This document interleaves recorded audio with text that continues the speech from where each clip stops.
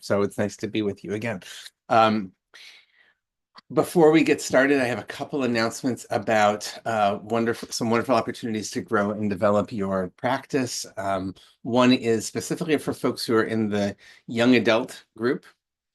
Whether that doesn't young at heart doesn't quite cut it for this, but you may know people also in your life for whom, if you're not in that category, you might know people who are for whom this is a good thing and fitting. Is a wonderful new course taught by our faculty members, Kohenek Ashira Halei Fife and Rebecca Schisler, called The Four Worlds of the Kabbalah.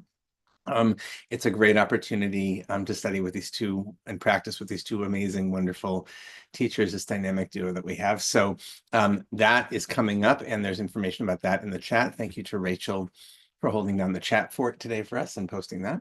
Also, registration is now open for our upcoming course, Mindfulness for the Climate Crisis, with Rabbi Ora Nitkin-Kaner. I was just talking to Sam, who lives a few blocks from me here in Chicago, and where it was minus 10 degrees, I think, this morning. We're all managing in our own different ways, but this is a big part of life today and something we want to be responsive to. If you're looking for spiritual resources and tools from the Jewish spiritual tradition to help with that, this is a great opportunity to practice and learn from a wonderful teacher. So those are both coming up, and we encourage you to take advantage of those. Today, our plan is we're going to be led by the aforementioned, my dear friend and colleague, Rabbi Sam Feinsmith. Sam will lead us in a period of guided and silent meditation. Everybody else will be muted, and the chat function will be disabled while we're studying with Sam and practicing to minimize distractions. And then at the top of the hour, just before, we'll have an opportunity for those who are reciting Mourner's Kaddish, remembering loved ones to do so if they wish at that time. And then we invite you to stick around for about 15 minutes for some conversation Q&A about your experience with the practice or anything else that came up. So here we go. Sam, hello.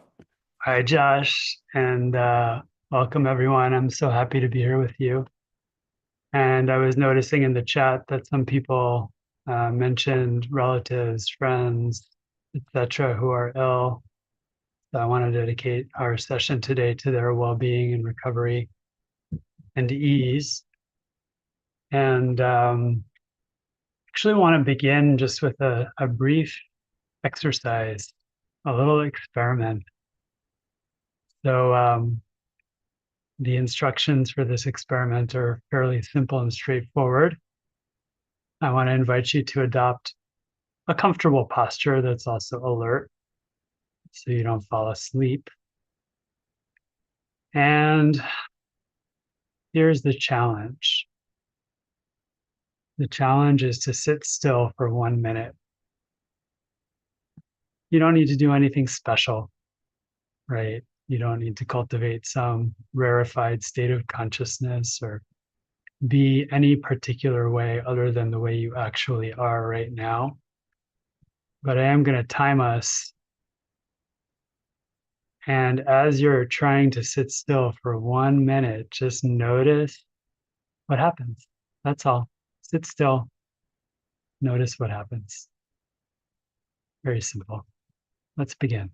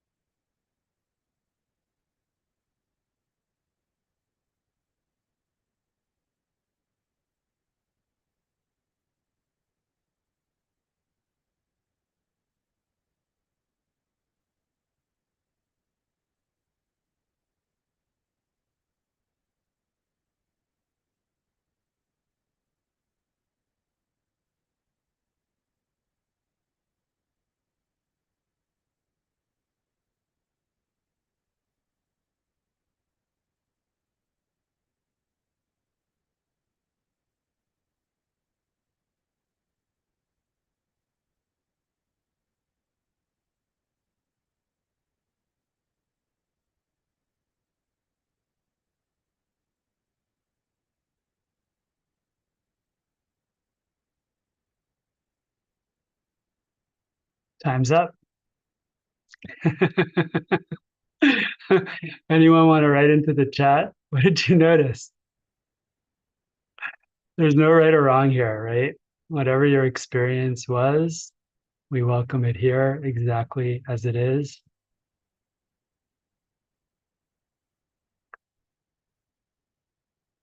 Some folks writing in about how it was peaceful, relaxed. 1 minute felt like a long time. Heaviness, a tidal wave of thoughts. And someone's hearing was heightened here.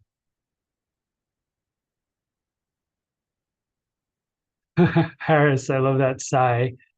If you want to unpack that for us, you can. Right. Even when sitting still, the body is still moving with the breath. Right. Okay. So just by show of hands, and I can't see everyone here because we're about 200 people, right? But how many people have found that exercise to be easy? Give me a thumbs up or a hands up, right? And how many people found it to be challenging? You give a thumbs up, or a raised hand. Yeah. So I remember that my teacher, Sylvia Borstein, who also taught many of my meditation teachers, she said that before she went on her first meditation retreat, she thought it was going to be like lying on a beach with a cocktail. And instead it ended up being like being locked in a phone booth with a lunatic screaming at her on a megaphone. So the mind can drum up all kinds of thoughts. And sometimes when we turn inward and we pay attention to them, they're even louder than they had been before. And the mind can make it hard to sit still. So why is that? Why is that? And I want to turn now to a source sheet that I put together for us. And actually, our topic for today is happiness is an inside job. Happiness is an inside job, right? The idea that actually, rather than reaching for something outside of ourselves to make ourselves happy, we can cultivate happiness from the inside out. And that kind of happiness ultimately can be more sustainable, more supportive, more helpful. And so I want to begin actually with a Buddhist source here that lays out what are called the 8 worldly concerns or winds. This comes from a letter from a famous Indian Buddhist philosopher and practitioner named Nagarjuna, who lived in the 1st century CE. He wrote a letter to a friend providing him with some spiritual counsel. But he himself was drawing from a classical teaching of the Buddha himself in the Lokavipatti Sutta. And the Buddha pointed out that there's these 8 worldly concerns or worldly winds that kind of propel all of our movement in the world, right? That keep us from being able to really settle into stillness and the innate peacefulness of the mind. And they are presented usually in pairs, right? Something that we wish or hope for and something that we try to avoid. And the first pair is hope for pleasure and fear of pain. The second, hope for gain and fear of loss. The third, hope for fame and fear of insignificance. And the final couplet, hope for praise and fear of blame. Right? And the Buddha says basically everyone's chasing after these things or trying to avoid their opposites. Right? And this is what kind of turns the activity of the world. This is what keeps us from being able to really settle in the present moment, in the here and now. And again, to drop into the innate peacefulness and clarity and spaciousness and joy of our innermost being.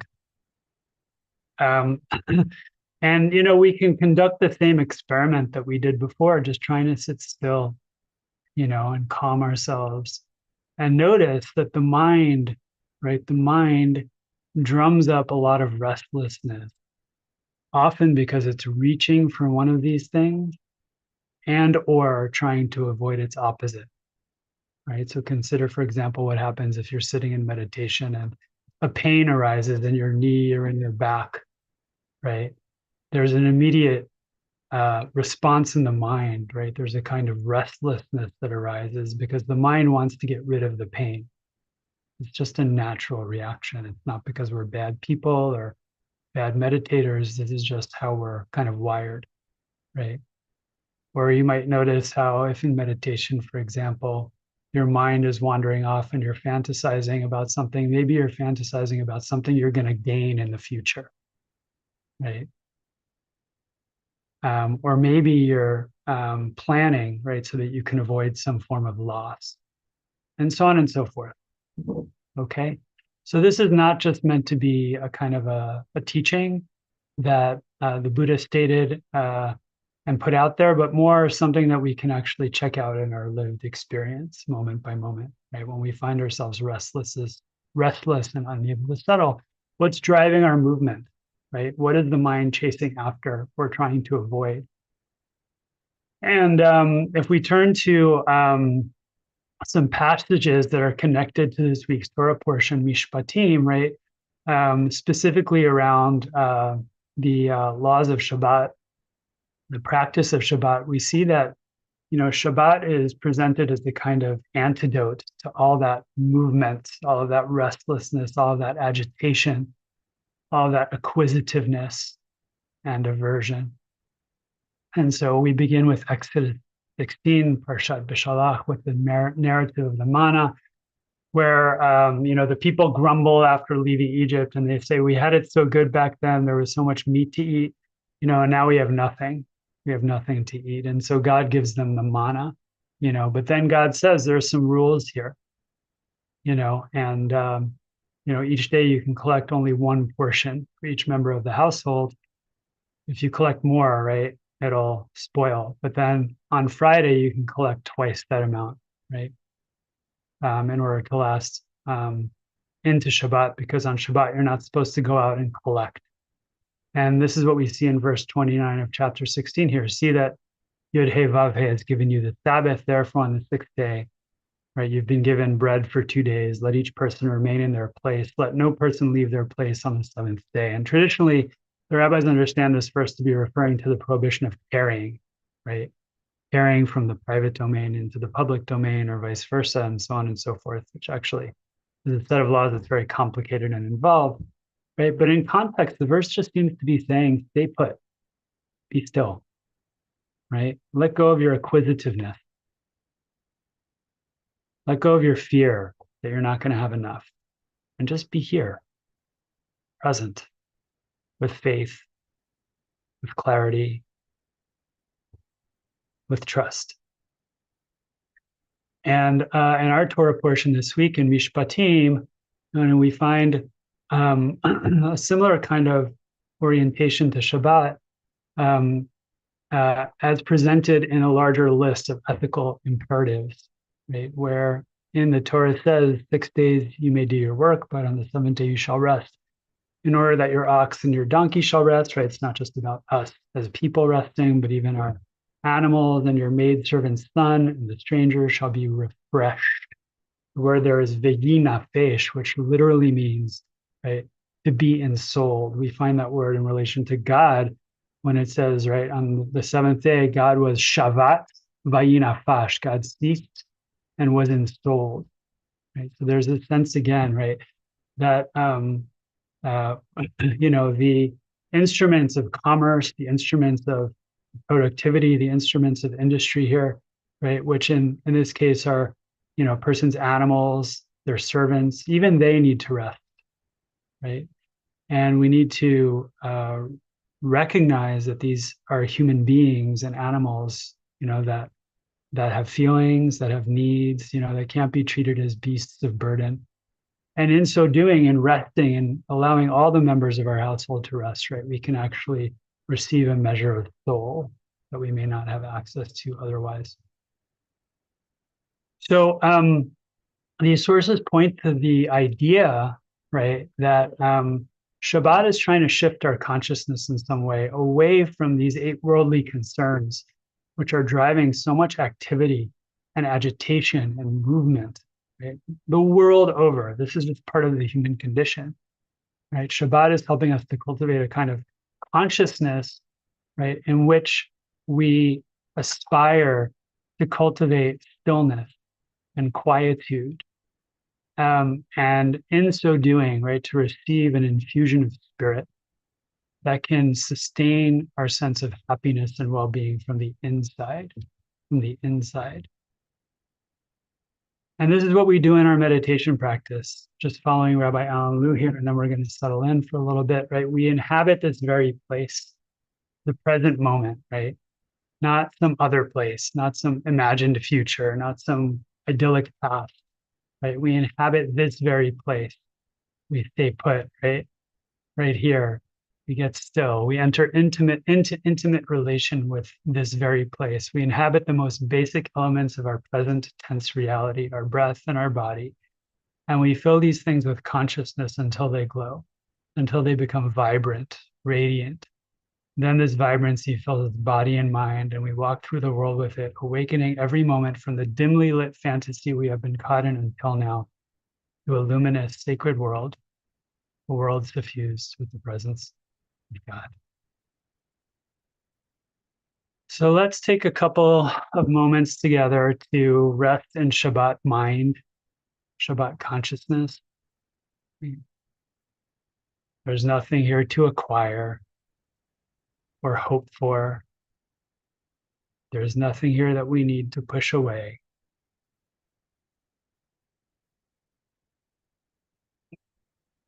We're not trying to produce anything. We're not trying to control anything. We're not trying to make our experience just so. We just inhabit this very place. We settle into stillness.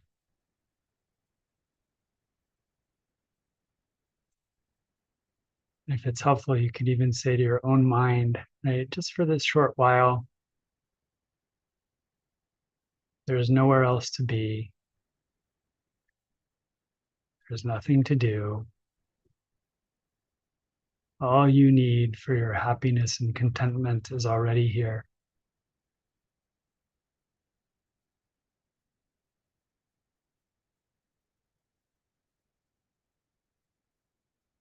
And then we fill the body, which is always here in the present moment. We fill it with spirit, with consciousness, with awareness.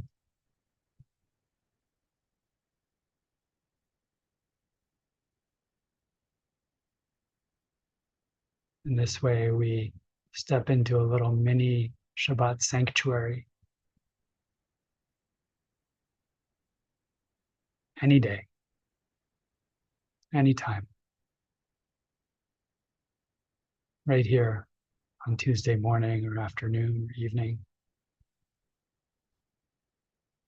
And if it's helpful, you can find an anchor in the body, such as your breath as it arises and passes away, or the sounds that are moving through the room or beyond the room.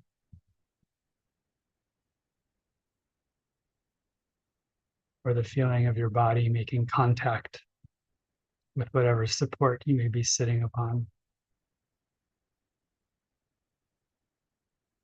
The eyes can be open or closed.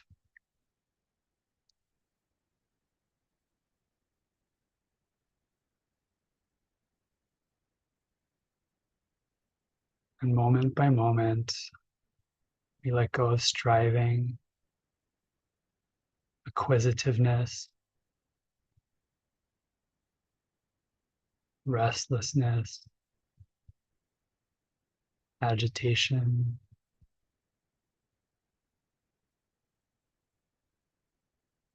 and instead stay present and still right here, right now.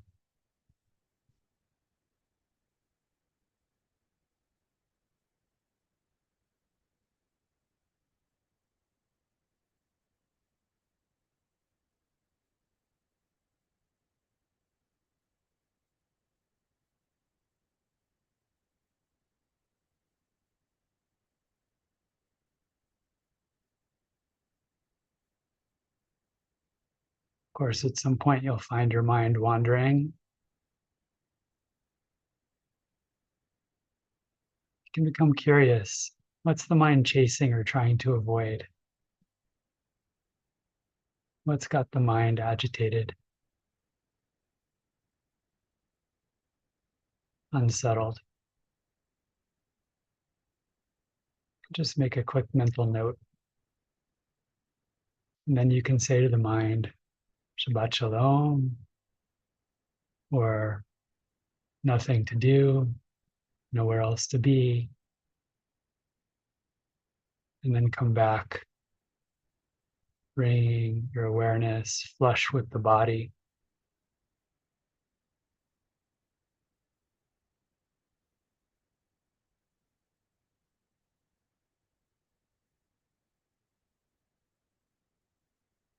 Suffusing the body with the light of awareness.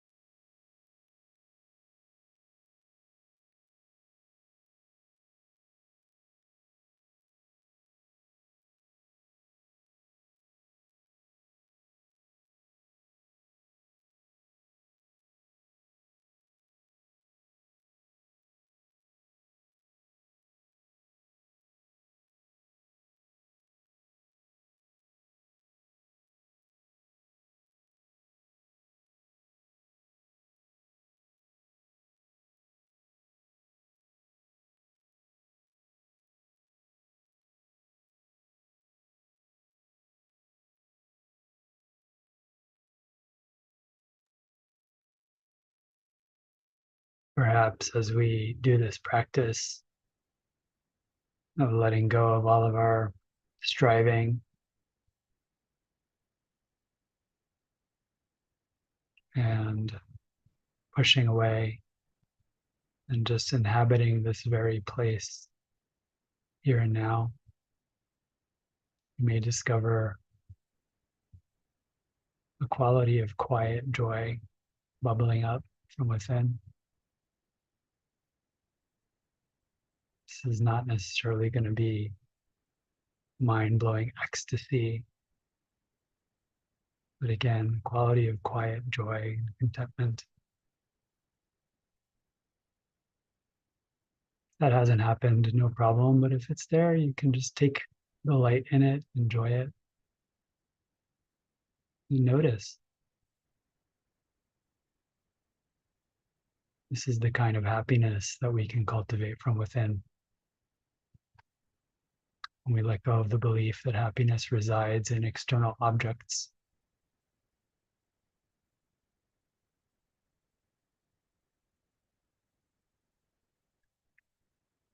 So we'll bring our meditation now to a close and turn toward Mourner's Kaddish. Of course, you're welcome to continue practicing. If you are reciting Kaddish, you can rise in body or spirit, and the other members of the community are invited to respond Amen and provide their loving, compassionate, supportive presence.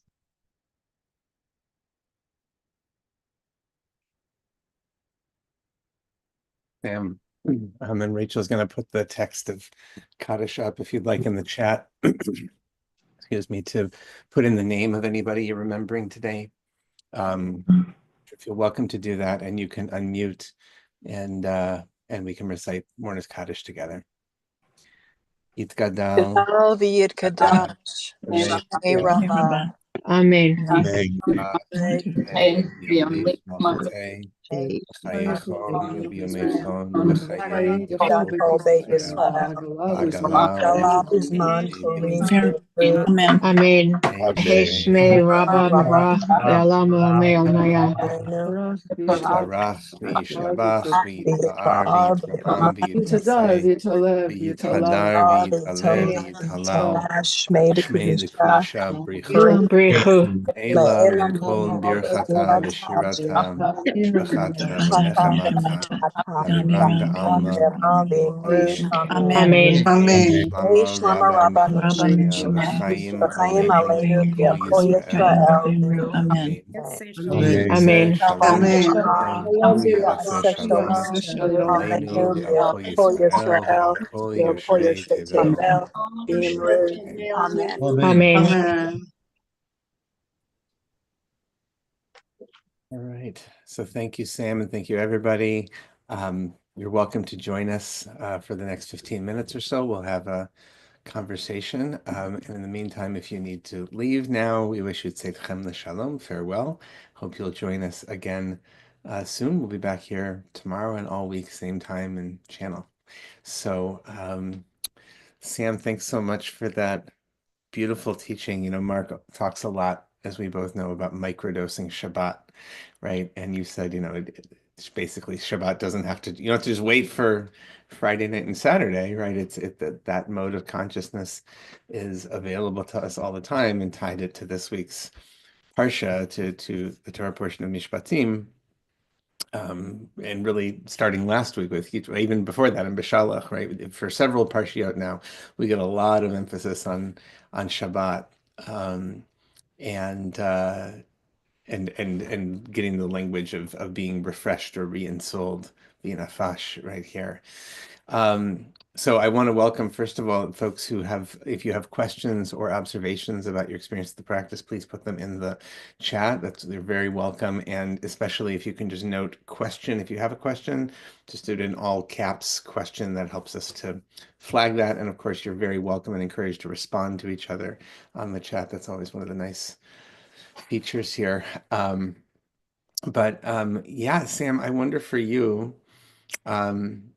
this is usually how I start most of these conversations. It's like, you know, how's this practice showing up for you in your life right now. I mean, I find I'm discovering some new dimensions of my own sort of microdosing Shabbos practice, which I'm happy to share, but I'm curious to hear for you what that's looking like.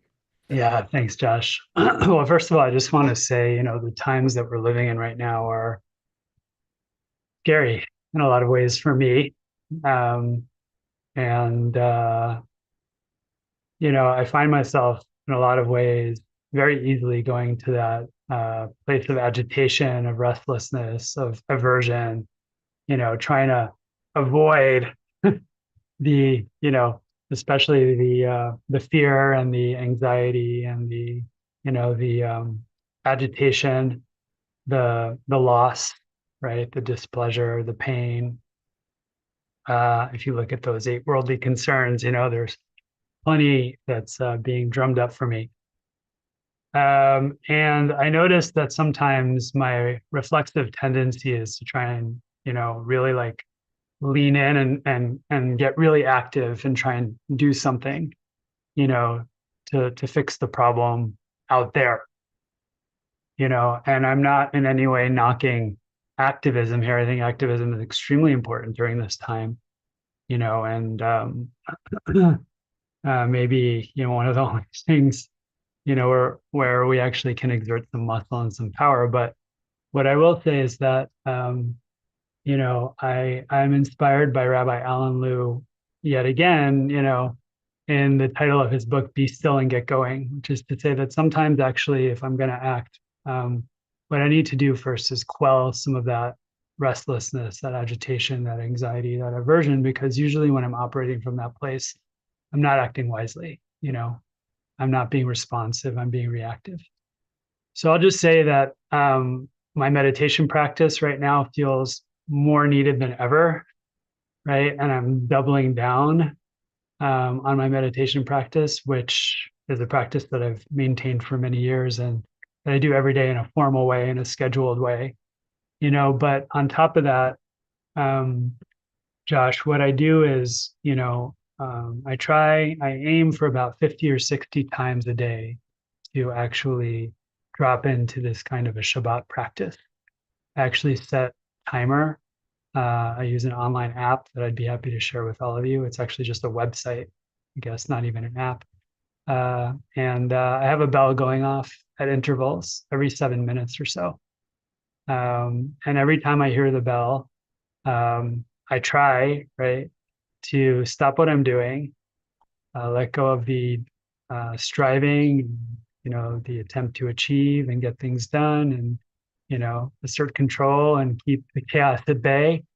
And I just drop into the body and I pay attention, to the most basic elements of my being, my breath, sound, the feeling of my heart, sometimes the feeling of my feet on the floor, or my butt in the chair, Um, and I can tell you without hesitation that on the days when I don't do that, right, it's much harder for me to remain calm, equanimous, responsive, collected, and I can feel it very palpably. Um, Again, on the days that I don't do that, or when I do it fewer times than that. So, as much as establishing, I think, a formal, regular meditation practice is a very important thing to do, in my opinion, based on my own experience. And I would never knock that, right? And I think it's really valuable for all of us to consider that as a possibility. It's also been equally, if not more important for me to actually take these mini Shabbat moments, for short periods, many times throughout the day. It just really helps to reset my nervous system and bring me back into a baseline of regulation from which I can then act and respond, with more wisdom and compassion and clarity. Don't take my word for it. Check it out for yourself. It doesn't have to be 50 times or 60 times like I try to do. It can be 5 times, right? And what's important is to set reminders, because usually habit takes over. And my tendency is to forget unless I have something actually reminding me. So a bell could be helpful, but you can also set up alerts on your phone, or decide that you're going to choose one activity that you do every single day and do it with full awareness of body sensations, like drinking a cup of tea or walking from your car to your office, or, from your home to the train, but it's important to have something fixed as part of your day. Just like Shabbat is a fixture of the week, right? And our tradition doesn't say, well, you should practice Shabbat every once in a while or be good for you. It says, no, work for 6 days, try to make the world better, try to make the world a more godly place, right? Apply elbow grease, grit, all of those good things. But then every single seventh day, right, you must rest, you must cease, you must pause, you must put down the instruments of doing and industry and commune with spirit in the body, right, here and now.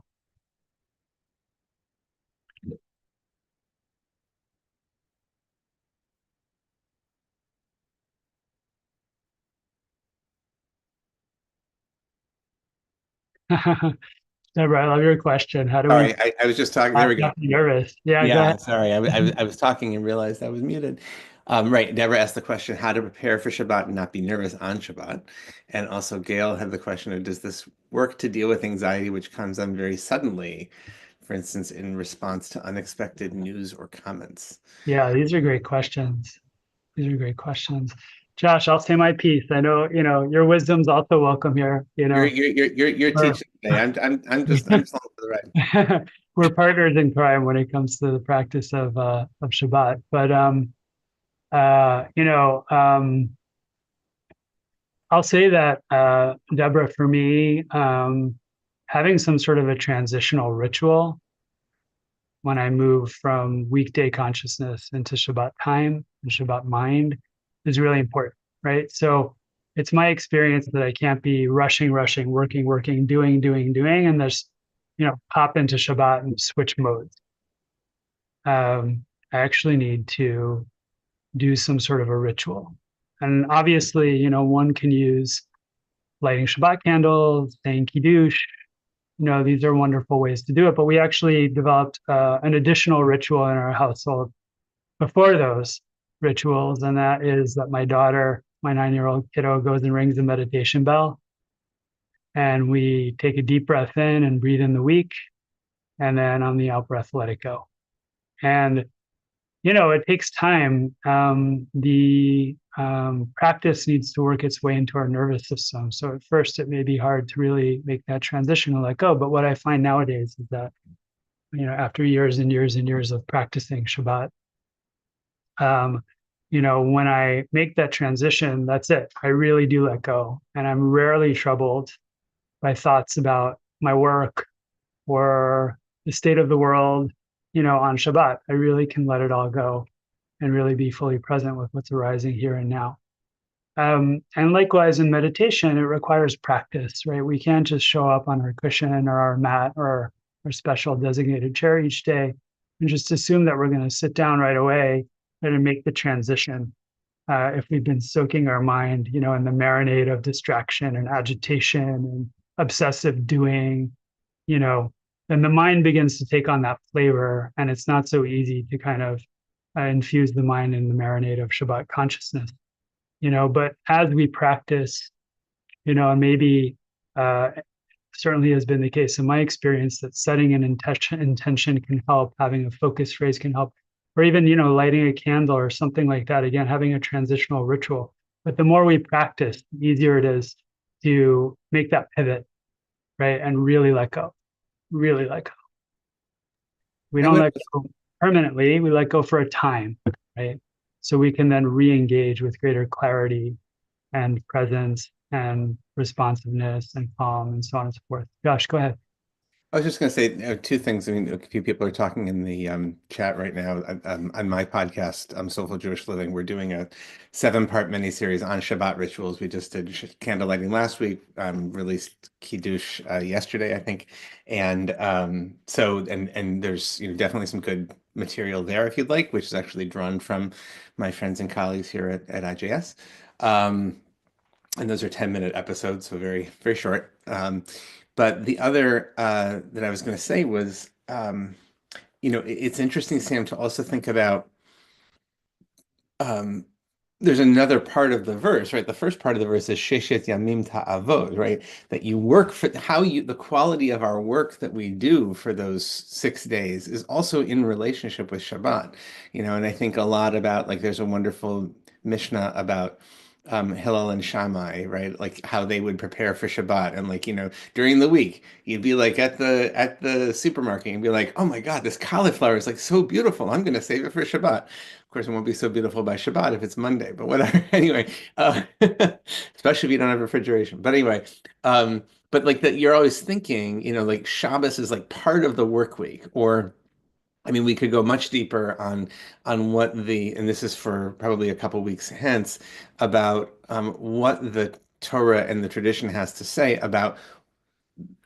what kinds of work are prohibited on Shabbat, which is called melechet machshevet, sort of intentional, purposeful work, and therefore that actually tells us the kind of work we want to aspire to be doing during the week, which is not mindless, but very, like, mindful and engaging.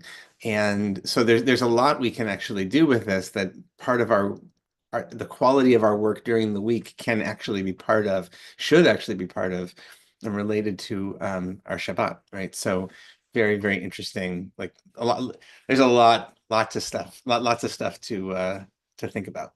Totally. Yeah. And just quickly in response to Gail's question, yeah, even when anxiety comes on or agitation comes on suddenly, and it can be really jarring and overwhelming, and feel flooded. My experience has been that with ongoing practice, right there in the moment, when I can remember, and that's the key, when I can remember, to drop into a Shabbat kind of quality of being, it can either soften or neutralize that kind of anxiety altogether, or at the very least create a much larger kind of container, right, in which that anxiety can kind of arise and change and pass away without my consciousness and my heart becoming totally contracted and defended.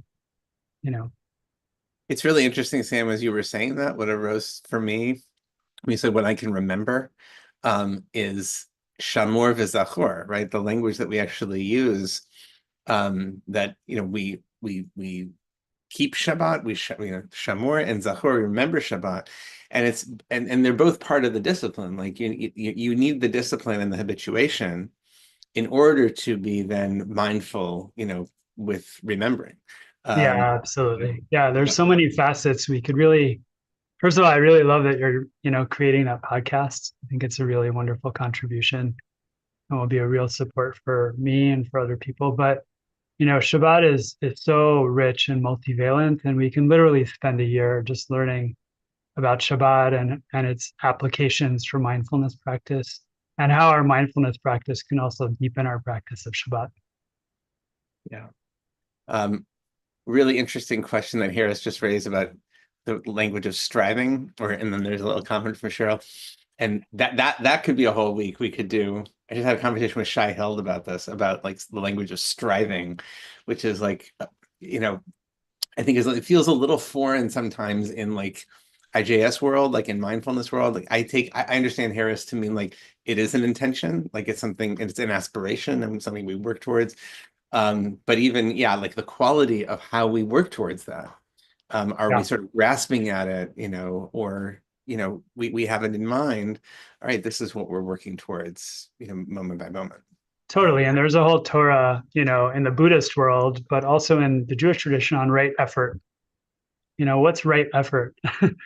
Effort toward reaching or attaining some sort of noble sacred goal, but without the added anxiety and obsession and fixation and, all of those other things that can make our work feel overbearing and obsessive.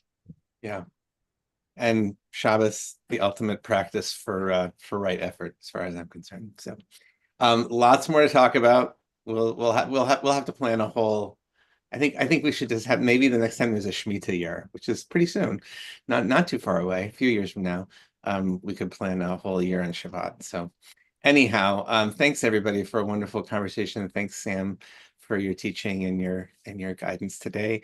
And we'll be back here tomorrow, or IJS will be back here tomorrow, same time and channel. And if you want to download the chat, I know a lot of people like to just make sure you can do that right now. There's those three little dots where it says daily meditation sit in the chat, and you can say save chat, and people like to do that. So thanks so much, everybody. Thanks to Rachel for holding down our tech support today skillfully, and we will see you the next time we're together.